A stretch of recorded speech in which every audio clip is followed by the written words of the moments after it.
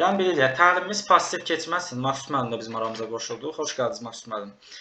Təlimimiz pasiv keçməsin, təlimi aktiv şəkildə aparaq. Bura qoşulmuşuqsa vaxtımız boşa getməsin, sizin də bizim də bir şey öyrənməyə çalışaq. Ümumiyyətlə magistr nədir? Magistr bakalavrdan fərqli olaraq tam ali təhsil hesab olunur. Məsələn, siz 4 il müddətində təhsil aldığınız bu dövr ki var, ona tamam ali təhsildir. Yəni siz universiteti belə deyək, tam şəkildə ali təhsil başa vurmuş hesab olunmursunuz.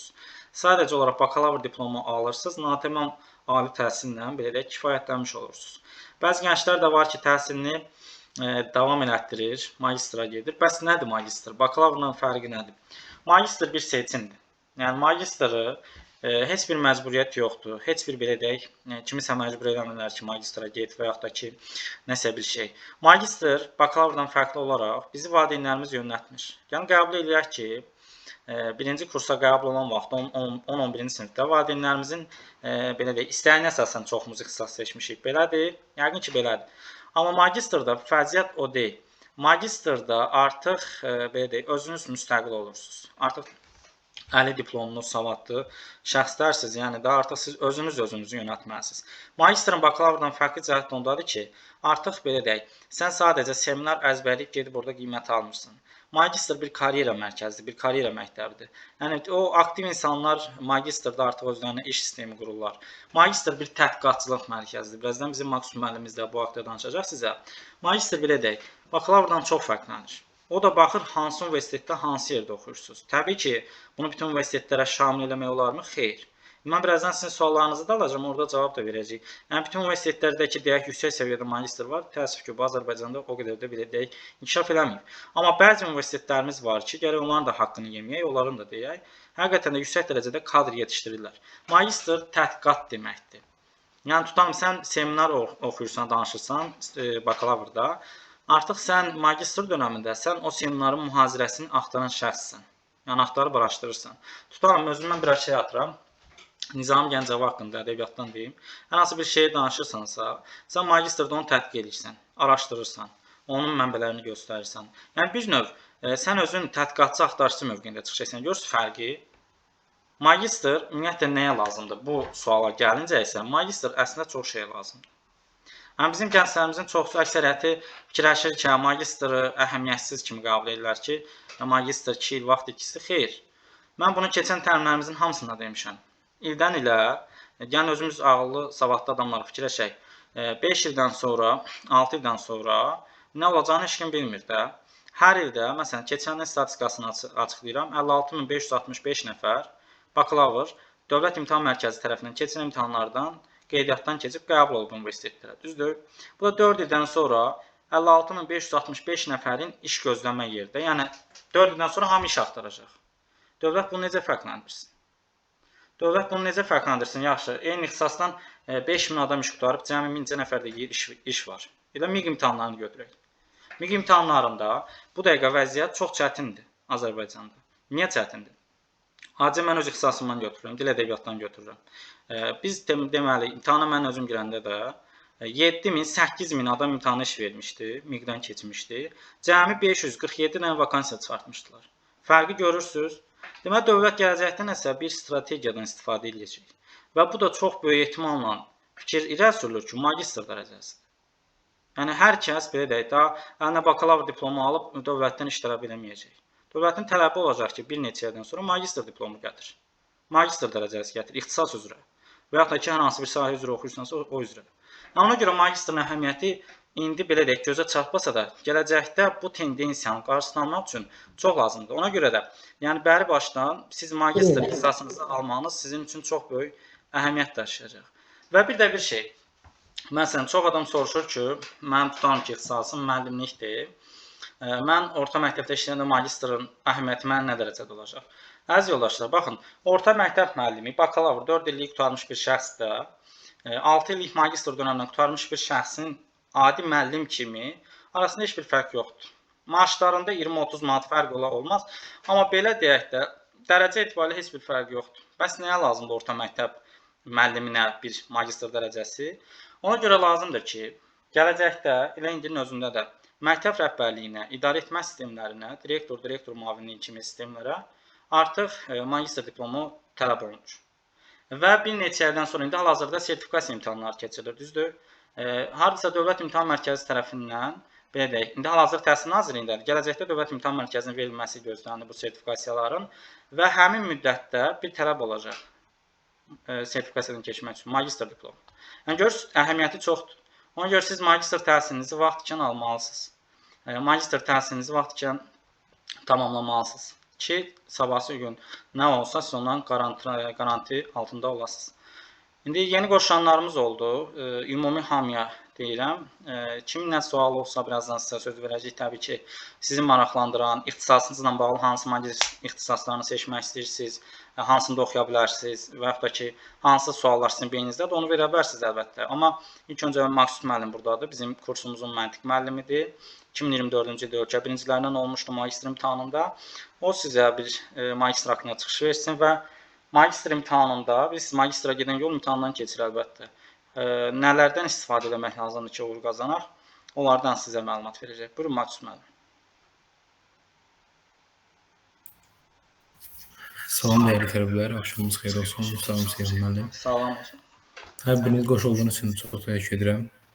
Bir daha gələcək karyeranızda hər birinizə uğurlar arzu edirəm. İlk öncə Seyhan müəllimin dediklərini kiçik bir əlavələr edərək magistrin əhəmiyyəti haqqında danışmaq istəyirəm. Magistr bizim cəmiyyətdə necə görülür, oradan başlayaq.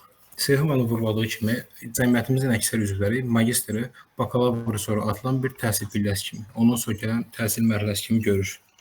Ancaq magistr bir mərhələ kimi baxmaq, belə deyim, bakalavr qurtardıq, magistr olmaq kimi baxmaq olmaz. Yadda saxlayın ki, magistr həm sizin təhsil həyatınızda, həm də şəxsi həyatınızda yeni bir mərhələdir və keyfiyyət etibarilə də gördüyünüz bütün mərhələlərin demək olar ki, fərqlənir. Buna görə də artıq siz burada məlumat toplamalı olmursunuz. Bax, məsələn, bakalavrda müəllim sizə tapşırıq verir, gedib tapşırığı məlumatları toplayırsınız, onu nəqli formada çatdırırsınız və daha çox təsviri üsulla hər bir kəsə çatdırırsınız bunu. Artıq magistrdə təsviri üsul daha çox az istifadə olunur. Səbəb nədir? Artıq magistrdə təhlil etmək, analiz etmək, yeni yanaşmalarla qayıt-çıxış etmək, mövcud nəzəriyyədən tənqidi yanaşmaq lazımdır və orijinal fikirlər ortaya çıxarmaq lazımdır. Magistr artıq sizdən bunu tələb edəcək. O yüzden də magistri hazırlaşarkən, magistri düşünərkən mütləq ki, ətrafı düşünməlisiniz. Və yadda saxlamalısınız ki, magistr bir məsuliyyət tələb edən pillədir. Magistr bakalavr kimi, belə deyim, sizin bakalavrda hər birimiz bunu yaşamışıq, biraz daha təhsilə daha fərqli yanaşırıq. Örnək verim, biz orta məktəbdə necə bir münasibət görürüksə, bakalavrda müəllimlərdən eyni münasibət görürük demək olar ki. Artıq magistrə keçdiyiniz zaman magistr münasibət dəyişir. Necə dəyişir? Əgər sizin müəllimlər əvvəlcə sadəcə bir tələbə kimi, hətta tələbə deyil, bir şagird kimi görürdüsə, artıq magistrdən etibarən müəllimlər sizi bir kollega kimi görməyə başlayırlar. Sizi bir yetişmiş fərd kimi, bir yüksək təhsilli biri kimi görürlər və sizlə danışıq tərzində bunun çox fərqinə varırsınız. Üstəlik magistrdə qazanacağınız uğurlar, buradakı olan fərdi inkişaf hər zaman sizin həyatınızda qalacaq. Örnək versək, yenə bakalavra mübahisələ deyəcəm. Magistrdə siz, deyək ki, bir məqaləni çıxış edədiniz, məqaləni müdafiə etdiniz və bu çox uğurlu oldu.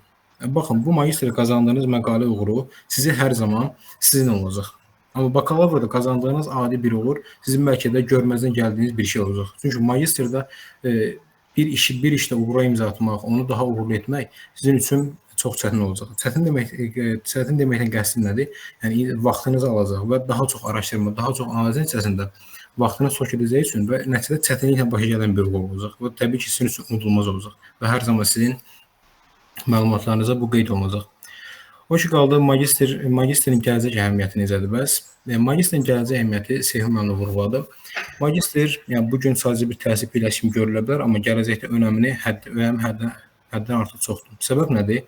Nəticədə magistr bitirən bir tələbə yaxud bir fərd tam ali təhsil almış sayılır. Və təbii ki, hər bir şirkət, istər dövlət olsun, istər özür olsun, istər hər hansısa bir təhsil müəssisəsi olsun, öz nəzdində tam ali təhsil almış bir şəxsin çalışmasını daha çox istəyir. Və işi də zaman-zaman artıq bunlara gedir. Örnək versək, əvvəllər çox adi bir işçilərdən, belə deyim də, iş səviyyəsi yüngül olan məsələ, iş yerləri var ki, burada işçilər axtaranda tələblər nə idi? Həmin sahədə təcrübəsi olsun, həmin sahədə ali təhsil olsun, bununla yekun edirlər.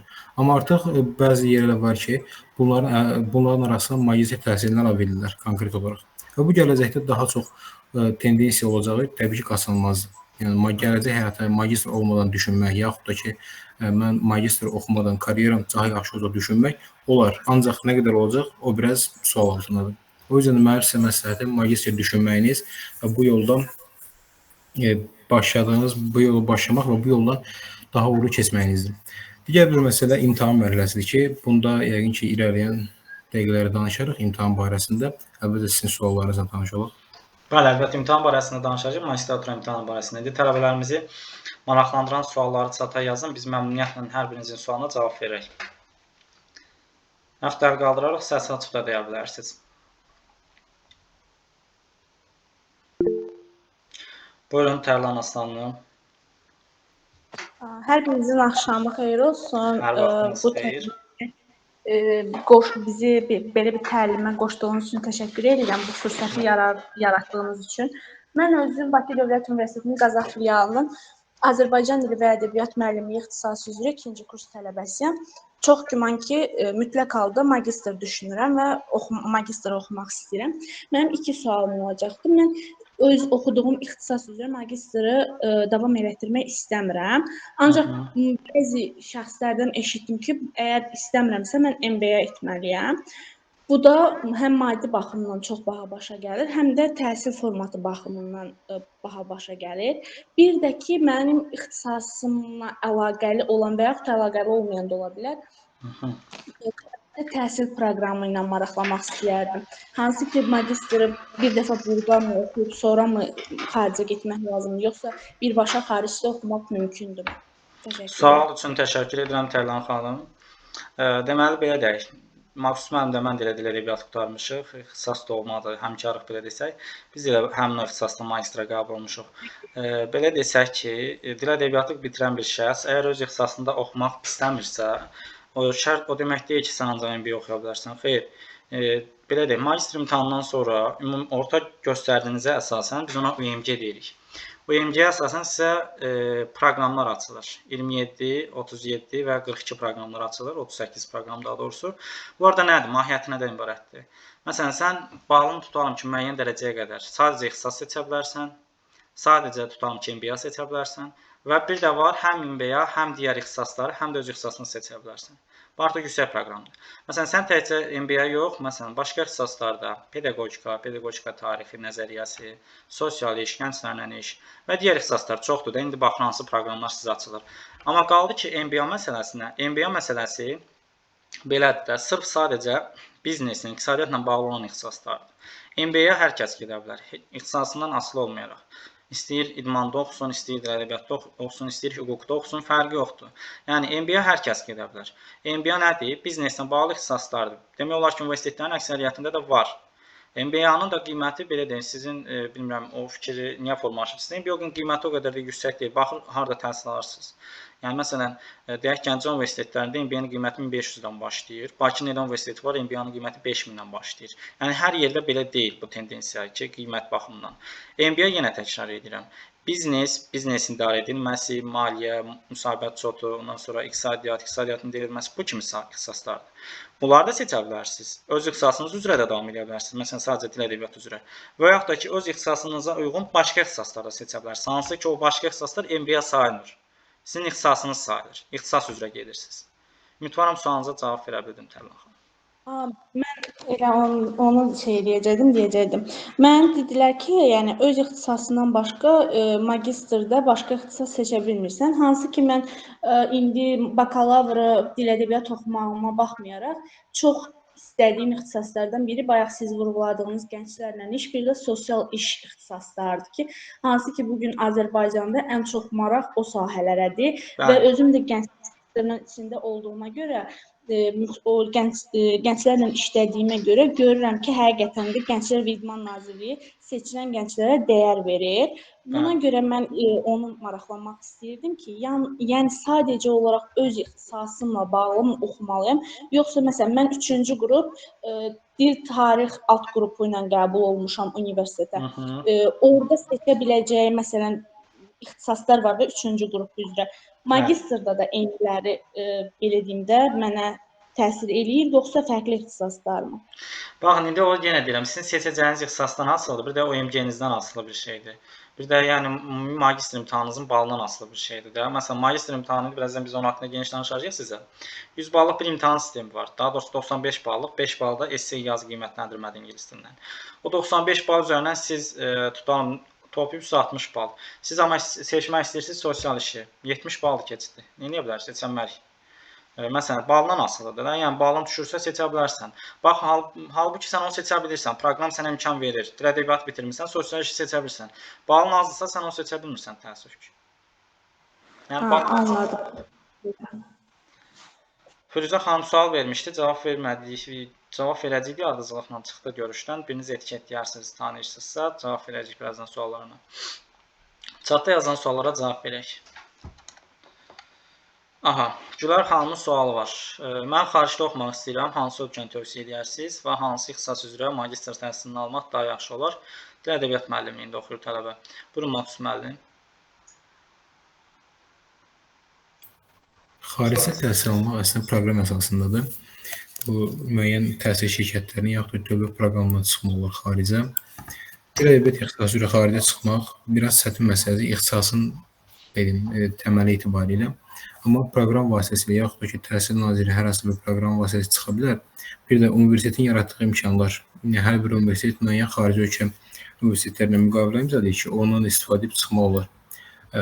Məsləhətli ölkə isə daha çox təhsilin inkişafı daha yüksək səviyyədə olan ölkə ola bilər. Yəni, buralar harada imkan varsa, Qərbi Avropa ölkələri, Fransa, İngiltərə, İrlandiya, bunlar da ola bilər. Olmasa və Türkiyədə falan oxumaq olar. Çünki Türkiyədə yaxşı universitetlər var həqiqətən. İstanbul Universiteti, Boğaziçi, Türkiyənin demə demiş olduğu. Bəli, Almaniyanı saymaq olar. Qərbi Avropa universitetləri yaxşıdır. Sadəcə Almaniya universitetləri çox önə çıxmır. Onun səbəbi də miqrant tələbələrin səddindən artıq çox olması və nəticələrin aşağı çəkməsindən dolayı çox ön plana çıxmır universitetlər var. Amma keyfiyyət etibarilə yaxşı universitetlər çoxdur Qərbi Avropada. Və bir də xaricdə təhsil daha çox imtahansız olur. İmtahansız proqramlar əsasında həyata keçirilir. O da müəyyən layihələr əsasındadır. Firuzə xanımın sualına cavab verək. Yazıb ki, mən filologiya ixtisasında təhsil alıram. Magistr oxusam məktəbdə dərs deyə bilərəmmi? Bəli, Firuzə xanım. Siz tutalım ki, orta məktəbdə filologiya ixtisasını bitirmişsiniz. Müəllimlik yox, filologiyanı da. Bu ixtisaslar tarixdir, filologiyadır, tərcümədir. Bu kimi ixtisaslar orta məktəbdə müəllim kimi işləyə bilmir. Bakalavr diplomunu. Amma məsələn, filologiyanı bitirən bir tələbə magistrda tədris metodikası adlanan ixtisas var. Azərbaycan dil ədəbiyyatının tədrisi metodikası. Sadəcə ədəbiyyatın tədrisi, Azərbaycan dil tədrisi bölünür indi müxtəlif siniflərə. Həmin o tədris metodikasında oxusaz, siz müəllim statusu alırsınız. Və dolayısıyla müəllim statusu alandan sonra Təhsil Nazirliyi sizi MİQ imtahanına buraxır. MİQ imtahanında iştirak edərək yer tutub gedib işləyirsiniz. Yəni magistrda bəli, metodika ixtisasını oxusaz, müəllim kimi işləyə bilərsiniz. Orxan Məmmədovun sualına cavab verək. Mənim ixtisasım informatika müəllimliyidir. Mən magistr riyaziyyat, cəbir, riyazi analiz, bunların hansını oxuya bilərəm? Orxan bəy, siz belə deyək, həmin bu ixtisasların hamısını da oxuya bilərsiniz. Riyaziyyat üzrə də, cəbir üzrə də, riyazi analiz üzrə də, başqa ixtisaslar var. Analitika üzrə, çoxdur ixtisaslar riyaziyyatla bağlı. Bu yazdıqlarınızın hər birində təhsil ala bilərsiniz. Aysun xanım yazıb ki, xaricdə təhsil almaq üçün nə qədər bal toplamaq lazımdır? Ən az bayaq Aysun xanım toxundum mən o məqama. Maksud müəllim də dedi. Xarici universitetlərin elə əksəriyyəti var ki, onlar imtahansızdır. Yəni imtahansız qəbul edirlər. Məsələn, Türkiyə universitetlərinin əksəriyyətini Azərbaycandan gedən tələbələr imtahansız gedir. Necə olur o məsələ? Sən bakalavr 4 illik diplomunu götürürsən, oradakı OMG-ni götürürsən, yaxınlaşırsan hər hansı bir təhsil şirkətinə. Ki, mən falan universitetdə oxumaq istəyirəm, mənim magistr dərəcəsinə, onlar master deyirlər. Masterdən qeydiyyatdan keçirin. Baxırlar ki, əgər uyğun gəlsələr, götürürlər sizi. Amma təhsil haqqı ödənişlidir də. Orada yəni bizdəki Azərbaycandakı kimi ödənişsiz söhbət yoxdur. Əgər Türkiyə xaricə hansı bir yerə gedirsinizsə, ödənişini ödəyib getməlisiniz. Gülər xanım deyir ki, hansı proqramlar daha son olar? Ümumiyyətlə, xaricdə çox problem yaratmasın deyə hansı proqramlar ölkədən çıxmaq məsləhətlidir? Buyurun, Maksud müəllim. Xarici təhsil üçün daha çox dövlət proqramlarına mən üstünlük verərdim. Nəyi seçmək istəyirsinizsə, xüsusən də 2007, 2015 və 2019, 2023-cü illərdə imzalanmış dövlət proqramları ki, bundan istifadə etsəz sizin üçün daha faydalı olar. Nəticədə dövlət proqramına getdiyiniz zaman bir çox məsələlər aradan qalmış olur. Xarici təhsilin ən bariz problemi nədir? Diplom tanınması. Bax, dövlət proqramına getdiyiniz təqdirdə diplomunuzun tanınacağı %100-dür. Və dövlət proqramına gedirsinizsə əgər, belə deyim, yəni ödənişsiz əsaslara düşməyiniz yüksək səviyyədir. Çünki nəticədə siz gedəcəyiniz yer artıq dövlət tərəfindən siz göndərilirsiniz, balınıza uyğun və xarici təhsilə gedirsinizsə, ümumi orta müvəffəqiyyət göstəriciniz çox yüksək olmalı. Yəni pulsuz istəyirsiniz təbii ki. Örnək verəcəm sizə. Bax 2022-2028-ci illər dövlət proqramı ərzində xarici gedənlərə baxsaq, son illərdə olur. Deməli 125 nəfər bakalavr gedib, 375 nəfər magistr tələbə xarici təhsil hüququ qazanıb. Bunların hər biri sırf dövlət proqramları əsasında olub. Bunların da əksəriyyəti, səhv etmirəmsə, 70-ci faizi bunlar gediblər pulsuz, yəni dövlət hesabına təhsil alanlardır. Və örnək versək, 2025-2026-cı ildə dövlət proqramına start verilir. Yəni 29 dekabrda artıq start verilib, xatırladığım qədərilə. Ben 29'dan. Onun deyim, maddələrinə baxsaq, az onu atmağa çalışıram. Bax, qarşılanan xərcləri dövlət özü qeyd edib. Təhsil xərclərini, viza və təhsil aldığı ölkədə qeydiyyat xərclərini, aylıq yaşayış xərcləri, tibbi sığorta xərcləri, beynəlxalq nəqliyyat xərcləri, bank və plastik kart xərcləri. Baxın, dövlət bunların hər birini nəzərə alır və bunları qarşılayır sizlər üçün. Səbəbi siz təhsil alırsınız. Təbii ki, təhsil aldığınız sahə sizin seçəcəyiniz sahə olur və dövlət proqramının əhəmiyyəti nədir? Beləyim sizə. Birinci növbədə bu vəsaitlərin qarşılanması, dövlət tərəfindən qarşılanması çox böyük bir şeydir. Üstəlik, diplomun tanınması yüksək səviyyəli bir şeydir. Bir də nəzərə alsaq ki, yəni siz ixtisasına görə getməlisiniz orada. Daha çox, beləyim, sizin bakalavr ixtisasınız önəmli olmalıdır. Və təbii ki, müəyyən bir tələblər var, o artıq dövlətin necə istəyinə görə dəyişir. O artıq fərqli ola bilər. Artıq o sizin beləyimdə istəyinizdən asılı olacaq. İxtisasınız hansıdırsa. Mənim sizə məsləhətim, xarici getmək istəyirsinizsə, əvvəl dediyim kimi dövlət proqramına gedin. Özəllə gedə bilərsiniz. Məsələn, mənim tələbələrimdən biri özəllə getmək istəyir və Rusiyaya getmək istəyir. Amma bir şübhəsi var içində, diplom tanınacaqmı? Yəni, adam artıq ödənişini edib, yəni sadəcə magistr diplomu alacaq və diplomu təqdim edib universitet doktorantura qəbul olacaq. Bu da nəyə görə? Bilinmir ki, oranın diplomu tanınacaq yoxsa tanınmayacaq.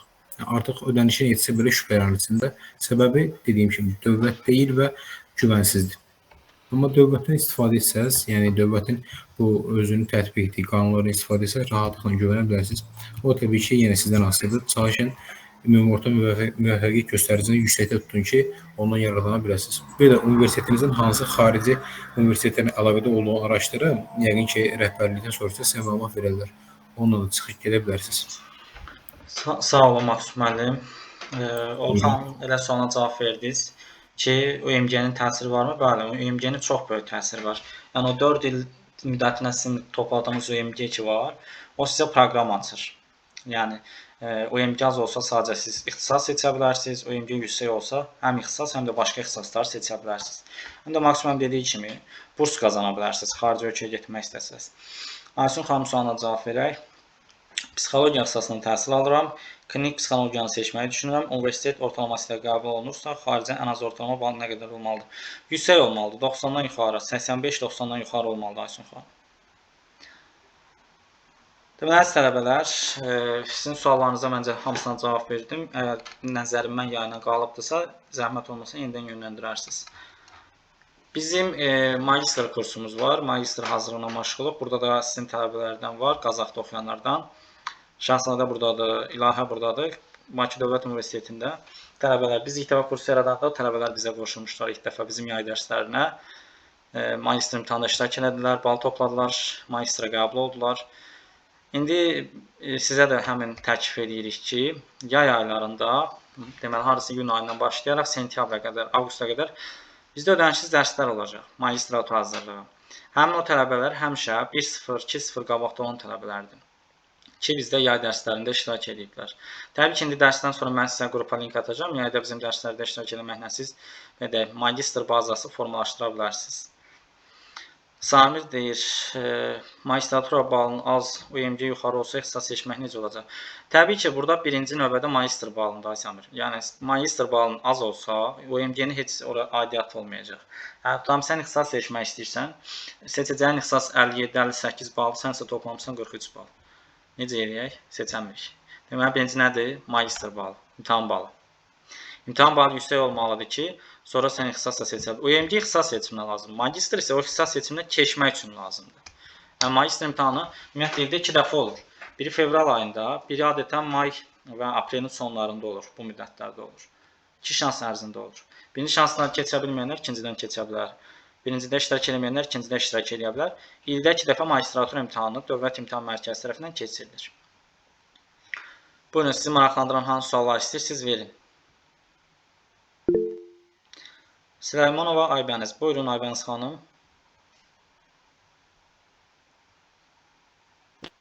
Axşamınız xeyir. Salam, axşamınız xeyir. Mən Bakı Dövlət Universiteti Qazax filialının təhsildə sosial psixoloji xidmət ixtisasının 2-ci kurs tələbəsiyəm və gələcəkdə təhsilimi magistratura üzrə davam etdirmək istəyirəm. İnşallah. Sadəcə, yəni qararsızam, 3-cü ya 4-cü kursdan başlayım, yoxsa universitetdə bakalavr təhsilimi bitirdikdən sonra. Mən məsləhətim belə deyil. Adətən standart qayda 4-cü kursdur. Hamı 4-cü kursa saxlayır. Amma 3-cü kursdan yay baza dərsləri var indi bizdə. İndi genəldə siz indi 2-ni qurtarırsınız. Yaydan dərslərə bizə qoşula bilərsiniz. Yəni 3-dən qoşulmaq daha yaxşıdır. Məsələn, bizim şəhzədə tələbəmiz şəhzədə yazıb ki, tövsiyəm 3. 3-cü kursdan onlar hazırlaşırlar 3 bitirəndən.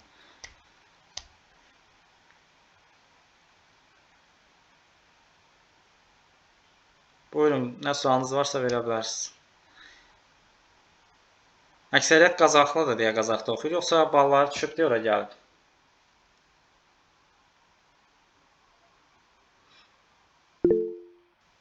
Ayşin Bəndəliyeva, Qazaxlısınız mən bilən, yoxsa səhv bilirəm? Bəli, bəli. Lap gözəl. Aybəniz deyir, balım ora düşüb. Gülər deyir, valideyn məcburiyyəti. Şəhzadə Qazaxlıdır. Lap gözəl. Qazax bizə doğma diyardır, elə mən də o zonadanam. Qazaxın təhsili verdiyi təhsili, bakalavr təhsilini mənəm deyən Bakı Universiteti verəmir. Amma məsələn, bizim məzun tələbələrdən tövsiyələr gəlir sizə ki, 3-cü kursa başlayanda məntiq işləyin. Maksimum müəllim məntiq müəllimidir, mən informatika müəllimi, bu tələbələrimin müəllimi olmuşuq. Bugünkü gündə şükür yaxşı nəticələr də var. İlahə Osmanova, buyur İlahə. Ay müəllim. Bəli. Başlayasınız 3-cü kursa başlayanda oxusunlar. Əsasda proqramları, Word-ü falan. Çünki Word-də o qədər oxunası bir şey var ki, çatdırmaq olmur. Hələ ki gözlərini qorxutma, yaxşı olacaq, oxuyacaqlar. Onlar qoçaq tələbələrdir. Təlimə qoşulublar, suallarını verirlər. Deməli, gələcəklərini fikirləşən, gələcəyin qayğısına qalan adamlardır. Gələcəyindən fikirləşən adam həmişə qoçaq adam olur. Mən kimya biologiya ixtisasında oxuyuram. Magistrdə hansı ixtisaslar üzrə oxuya bilərəm? Sabir, sən kimya biologiya üzrə oxuyursansa, kimya və biologiyanın tədrisi metodikası üzrə oxuya bilərsən. Ondan sonra belə deyək, hansı ixtisaslar var idi orada? Baytarlıq üzrə oxuya bilərsən. Müxtəlif də həkimliyin müxtəlif sahələri var ki, hansı kimya biologiyaya yaxındır, onları oxuya bilərsiniz. Maksimum buyurun. Kimya biologiya müəllimində oxuyan tələbəyə əlavə etmək istədim. Hansı ixtisaslarda oxuya bilərsiniz? Neft kimyada, üzvü sintezin kimyasında. Sonra Sevim müəllim qeyd elədim, kimya müəllimliyi üzrə metodika onları oxuya bilərsiniz. Sonra ətraf mühitin kimyası, ekoloji kimya, fiziki kimya, analitik kimya, sonra bərk cisim kimyası, yəni kimya növlərini bilirsiniz. Onların bir çoxunu rahatlıqla oxuya bilərsiniz. Daha sonra oxuya biləcəyiniz sahələr neft və kimya sahəsinin ətraf mühitin mühafizəsi, ətraf mühit və neft sənayesi, nəqliyyat ekologiyası, ayrı kosmik monitoring, müxtəlif sahələr oxuya bilərsiniz. İxtisasın təməl zəngindir və seçilmə şansınız çoxdur. Belə, əsas məsələ magistr imtahanıdır. Magistr imtahanına tövsiyələrimiz ondan ibarətdir ki, indidən başlayın, hazırlaşın, müəyyən nələrsə əldə etməyə çalışın, müəyyən dərslərə qoşulun. Elə bizim özümüzə də qoşularaq yararlana bilərsiniz. İndi mən yenə təkrar edirəm, link atacağım, qrupumuzun linkini, oraya qoşularsınız. yayda bizim dərslərdən istifadə edib baza toplaya bilərsiniz. Əziz tələbələr, bugünkü təlimdə məqsəd az da olsa sizin gələcək karyera planlamanızda köməklik eləməyimiz idi. Ümidvaram nəsə bir fayda qata bildik. Kimin beynində nə sual qalıbdısa, magistr hazırlıqla bağlı, dərslərlə bağlı, ümumiyyətlə ixtisaslarla bağlı nə sualınız varsa buyurub çəkinmədən verə bilərsiniz. Sabir, sənin suallarına cavab verdik, deyəsən internet atmışdı sən.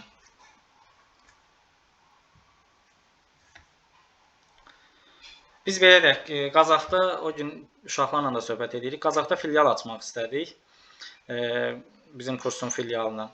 Amma sadəcə olaraq bir məqam bizim qarşımızı kəsdi ki, Qazaxda magistr ixtisası, magistratura bağlanıbdır, mən bilən. Qazaxda əvvəllər magistratura var idi, Qazaxda olan şöbədə də, filialda. Amma son vaxtlar bu il ora qəbul olmadı, bağlanıbdır. Ümidvaram ki, gələn illərdə, gələcək illərdə sizin özünüz üçün açılar. Çünki Qazaxdan olan şəxslər, orada oxuyan, universitetdə oxuyan şəxslər üçün oranın magistrının açılmağı çox faydalıdır. Əlavə olaraq orada ADA Universiteti açılıbdır. Səhv eləmirəmsə, Qori seminariyasının binasındadır. Həmin o, belə deyək, seminariyada universitetdə, ADA Universitetində magistratura var. Amma oranın sistemi fərqlidir. Kim ki, nə vaxtsa orada oxumaq istəsə, indi məlumat verirəm də. Ora 1-ci fevral imtahanından sonra, dərhal sonra, belə deyək, 3 gün, 4 gün, 5 gün sonra gelirsiniz o binaya yaxınlaşırsınız, oranın qeydiyyatından keçirsiniz ki, mən burada oxumaq istəyirəm. Oranın ixtisas seçimi ümumiyyətlə qeydiyyatı tamamilə fərqlidir. ADA magistraturası tamamilə fərqlidir. Həmin o qeyd etdiyiniz müddətdə oraya yaxınlaşırsınız. Onlar sizə müəyyən tarixə qeyd edirlər və sonra sizi müsahibəyə çağırırlar. Yəni bu başqa heç bir universitetdə yoxdur, bir dənə ADA-da var. ADA-da kim magistr oxumaq istəyirsə, gedir orada müsahibədən keçir. Balları da o qədər də çox deyil. 40-dan 45-dən yuxarı bal toplasanız qəbul olursunuz. Züleyxa xanım sizə sual ünvanlayıb Maksud müəllim. Deyir ki, ingilis dili müəllimliyində oxuyan tələbə magistr olaraq hər an oxuya bilər. İndi məlumat verirəm. Proqrama baxın. Buyurun. Proqramı tapmağa çalışım. Deməli, ingilis dili müəllimliyi biraz gözləmə olacaq. Çünki biraz aşağılarda ingilis dili müəllimliyi. Ümumiyyətlə, xarici müəllimliyi olduğu üçün təbii ki, metodikada oxuya bilər. İngilis dilinin metodikası. Daha sonra tərcüməsi üzrə oxuya bilər. İngilis dilinin ədəbiyyatı bu sahədə gedə bilər. İngilis dili və ədəbiyyatı dil-şünaslıq gedə bilər.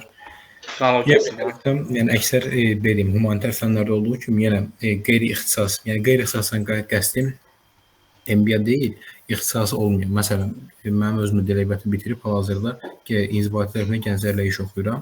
Və siz də o tərzdə, yəni ingilis dilini bitirib də gənclərlə iş, sosial iş, yaxud da ki, həyat fəaliyyətində ilərləməsi kimi sahələri oxuya bilərsiniz. Həmçinin ingilis dili müəllimliyi bitirib, bu arada bütün müəllimliyi bitirənlərə aiddir.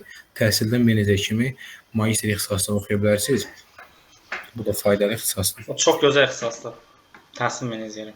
İngilis müəllimliyi burada oxuya bilər. Tarix müəllimliyi bitirənlər deməli harda oxuya bilərlər? Müəllimliyi ümumiyyətlə bitirən şəxslər metodika, yəni universitetdə işləmək istəyənlər daha çox metodika oxuyurlar. Ondan sonra sosial iş oxuya bilərsiniz, pedaqogika oxuya bilərsiniz.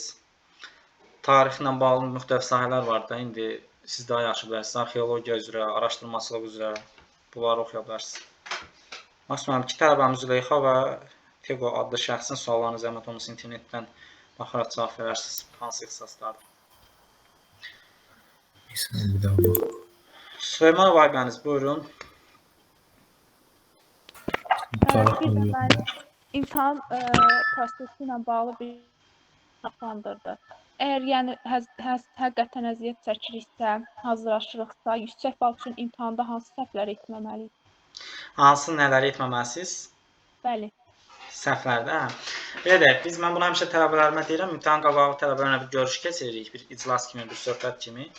Baxın, imtahan, belə deyək də, siz indi bakalavr imtahanı veribsiniz qəbul olan vaxtı, eyni sistemdir. Gedirsiniz, oturursunuz, kağızları verirlər, kağızdan yenə yazırsınız. Burada əsas məsələ, buna yəqin sizə bakalavr hazırlaşanda da deyiblər, mən də bütün tələbələrimə deyirəm. Əsas məsələ vaxt söhbətdir. Sizin imtahanda ən əsas rəqibiniz, düşməniniz suallar deyil, vaxtdır. Çox adam vaxtı bölə bilmir. Bir dənə sualdan ingilis dilindən mən tələbə görmüşəm, 12 dəqiqə üstündə qaldığı vaxt olub. Çox səhv. Bir bala görə sən o boyda vaxtını itirirsən. Çox qalmaq olmaz. Əsas problemlərdən səfərdən biri budur. İkinci məsələ. Tutalım məntiqdən. Məntiqdən 50 dənə sual olur. Birazdan məlumat verəcəyik haqqında. O 50 dənə sualın, belə deyək, gəlib 10 dənəsi mətnə aid sual düşür. tələbə var ki, onu qura bilmir. Təkrar baxır, bir də bayranda görür 30 dəqiqəsi gedib. Yenə səhv, vaxt itirib. İmtahanda əsas məsələ etməyəcəyiniz səhv vaxtdır. Hansı ki, biz bunu gələcəkdə siz bizim tələbəmiz olsanız, hamısını necə nətər etmək lazımdır, biz sizə məlumat verəcəyik. Əsas məsələ vaxtı düzgün bölməkdir. Vaxtı idarə etmək. Bir də kodlaşdırma. Kodlaşdırma bakalavrda elədiyiniz kimidir. Kağızların üzərində kodlaşdırırsınız, düzgün cavabları. Yəni orada çox diqqətli olmalısınız. Məsələn, sən əziyyət çəkmirsən, sualın cavabını tapırsan, amma fikirli oldun, A yazasıydın, B yazdın.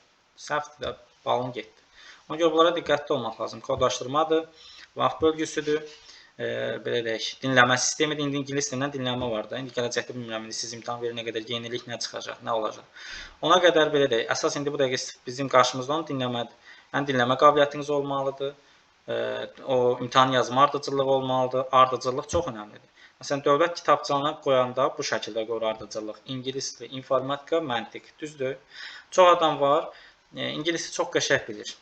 İngilisi bilir, ingilisi yazandan sonra gedir məntiqə. Məntiqdə 50 dənə sual axı. 50 dənə sual yazıb beyni yorulur. Məntiq beyin fənnidir. Beyin yorulur, informatikaya vaxtı qalmır. Və yaxud da ki, beyin informatikaya yoğunluq halı baxır. Yəni, sən elə ardıcıllıq, öz bilgin üzrə elə ardıcıllıq qurmalısan ki, tutam informatikanı bildiyin halda gelib məntiqdən yapışmamalısan. Məntiq 50 dənə sualı beynini yormamalıdır. Və yaxud da məntiqi çox yaxşı bilsən. Bilsən ki, buradan 50-dən 48-49 yazacaqsın. Məntiqini yaz, yenə bir şey demirəm.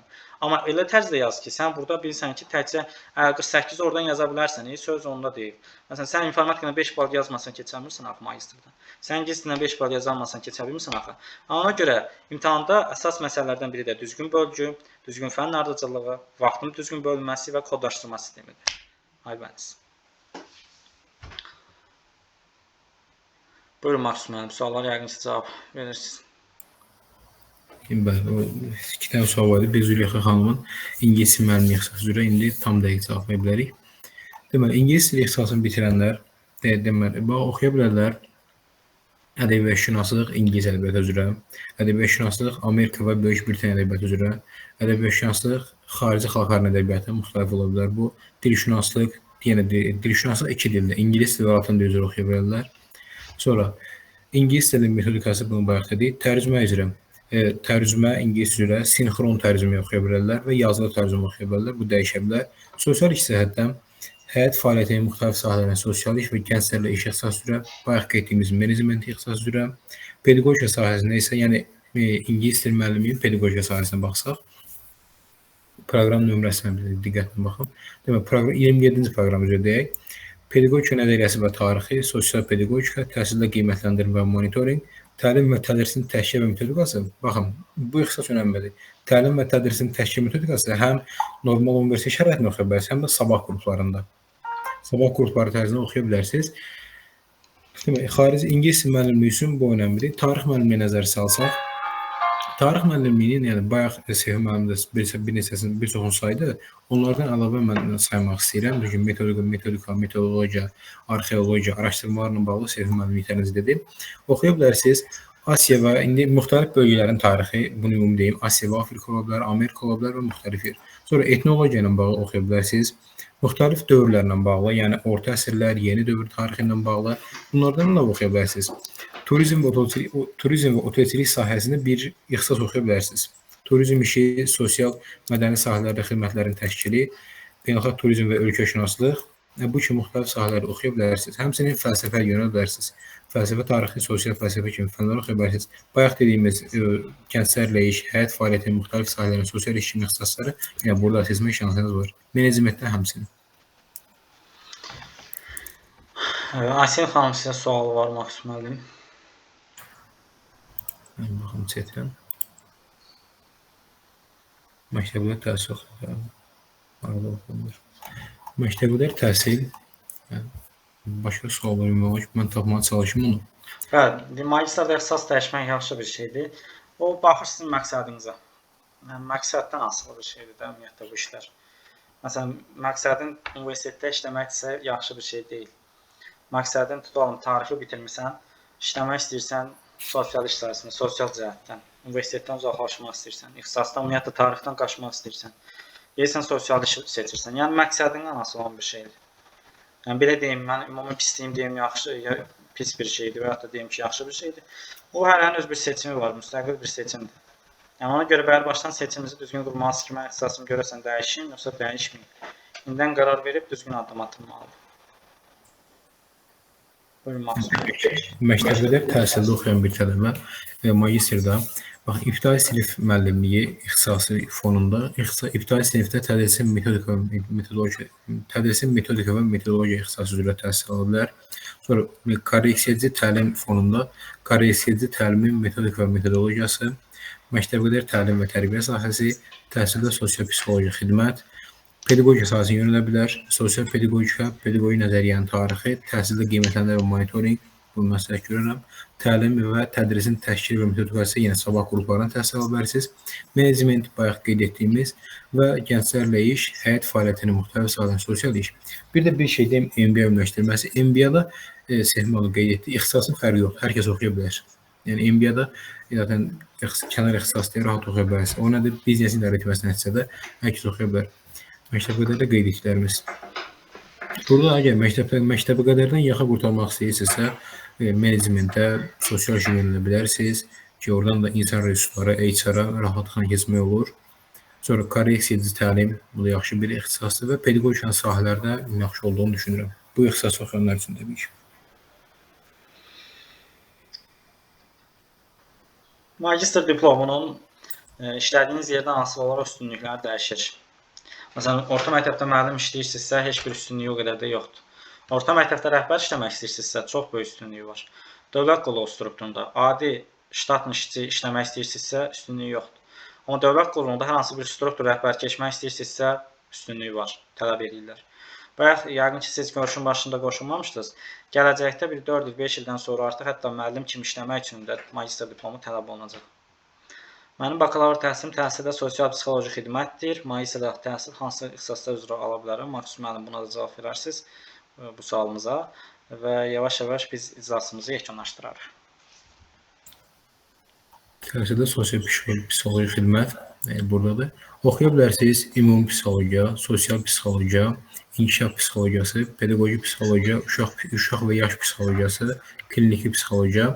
Yəni bu sahədən yönələ biləcəyiniz yer ibtidai sinif müəllimliyi ola bilər, korreksiyacı təlim ola bilər, məktəbqədər təlim ola bilər, təhsildə sosial-psixoloji xidmət ola bilər. Yəni pedaqogikaya yönələ bilərsiniz, həmçinin menecmentə və sosial işə yönələ bilərsiniz. Belədir tələbələr. Bizə sözünüz, sualınız nə varsa, buyurun canla başla cevablamağa hazırıq. Kursumuzla bağlı, dərslərimizlə bağlı nə sualınız olsa buyurub verə bilərsiniz. Ümidvaram bu təlim sizin üçün faydalı oldu, nəsə bizdən məlumatlar əldə edə bildiniz. Gələcək karyeranızda, həyatınızda nəsə bir fayda verə bildik, istiqamət verə bildik. Siz sağ olun, Aysun xanım, təşkilatçılığa görə Qazax filialının TGT sədri Aysun xanıma, Aysun Bəndəliyevaya təşəkkür edirəm ki, belə bir təlimin ərsəyə gəlməsində rol oynadı. Könül istərdi ki, daha çox tələbə qoşulsun təlimə, amma neyək, heç olmamaqdansa, yəni kifayət qədər tələbələr də məlumatlandılar. Yəqin ki, siz də ətrafınızdakı insanlara, dostlarınıza, tanışlarınıza, qrup yoldaşlarınıza, patolog yoldaşlarınıza bu məlumatları çatdırarsınız. Bizim kursumuzun qrup linki var, ödənişsiz dərs linki var. Onu mən sizə atacağım. Hər birinizdən də xahiş edirəm ki, bütün qrup yoldaşlarınızdan, patolog yoldaşlarınızdan onu paylaşasınız. Orada qoşulalar. Bizə sözünüz. Şahzadə, sən də sağ ol. Bizim əziz dəyərli tələbələrimіздənsən. Həyatında uğurlar arzu edirəm. Təhsil sayında elə hər birinizə gələcək həyat